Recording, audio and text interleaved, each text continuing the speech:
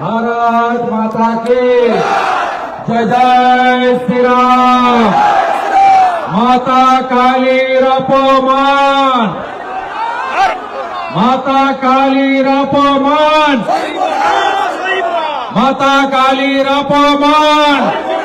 Vote যদি হয় এই দক্ষিণ 24 পরগনায়, তাহলে আপনি দেখবেন বিজেপির সঙ্গে আইএসএফ এর লড়াই হবে, তৃণমূল থার্ড হয়ে যাবে এই জেলাতে।